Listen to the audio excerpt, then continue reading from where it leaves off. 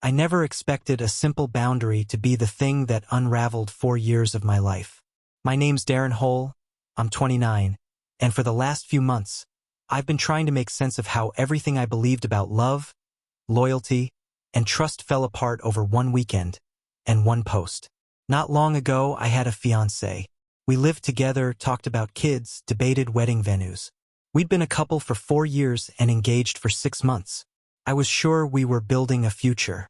Now I sit alone in a new apartment, sipping black coffee while unread messages from her stack up on my phone screen like unanswered questions. And strangely, I feel lighter. Her name was Leah. Intelligent, magnetic, the kind of woman who could light up a room just by walking into it. Our relationship wasn't perfect, but it was real, or so I thought.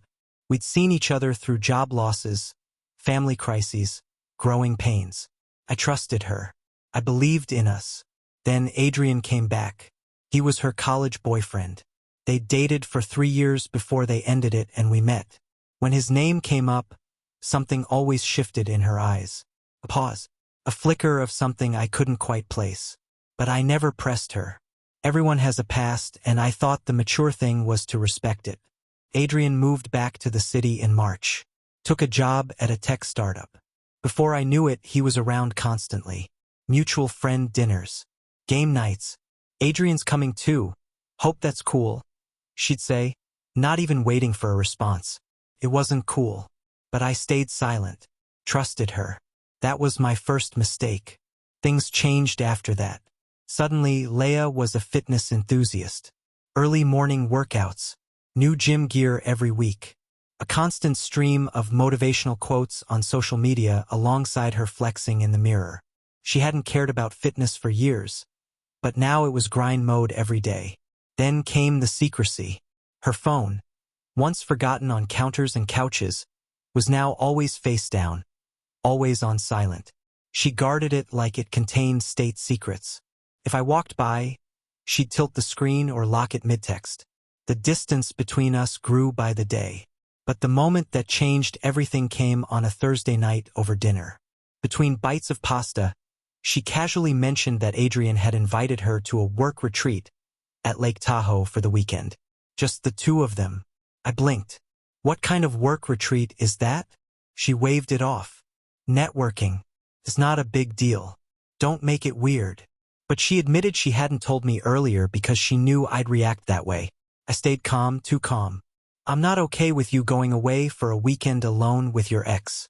That's not being controlling, that's a basic relationship boundary.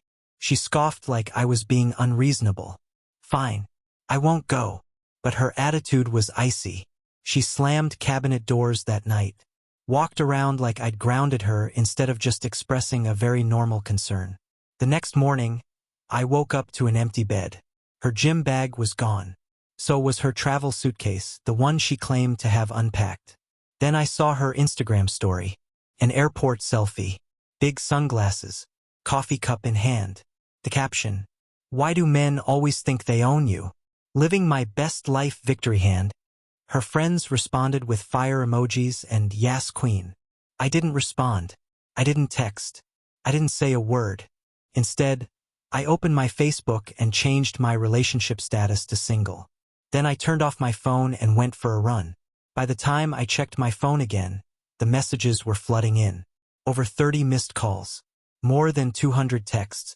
Why did you change your status? This isn't funny. Fix it. Right now. You can't do this to me while I'm away.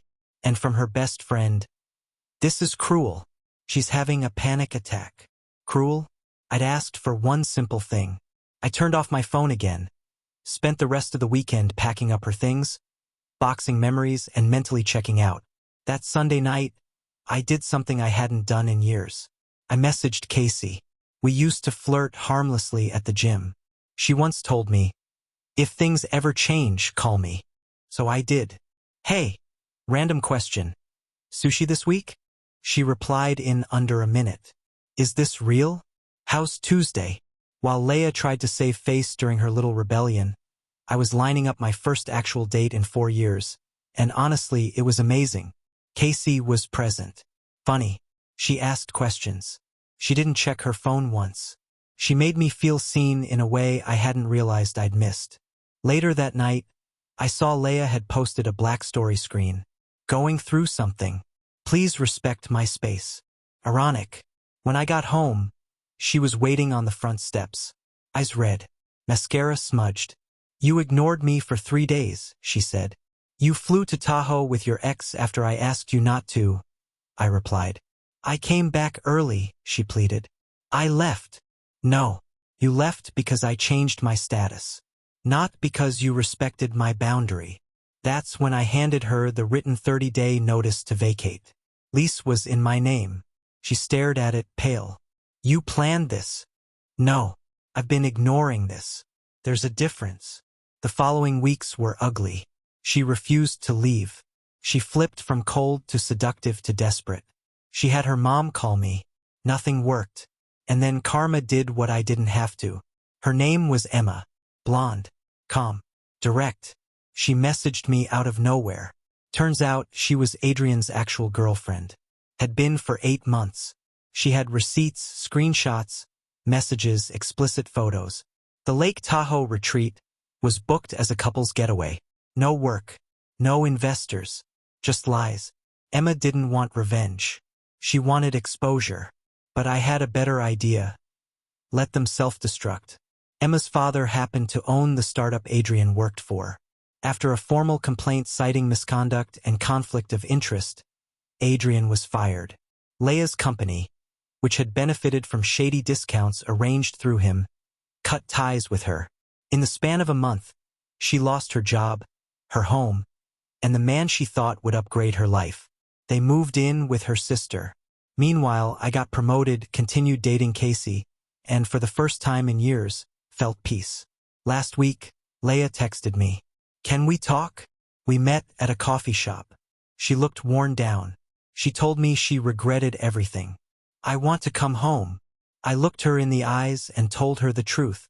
There's no home left to come back to. She cried. She begged. Told me I couldn't just walk away. No, I said. You walked away. Every time you lied, snuck around, made me feel crazy for asking for basic respect. I stayed. But now, I'm just finally catching up. That was the last time I saw her. Casey and I are still together.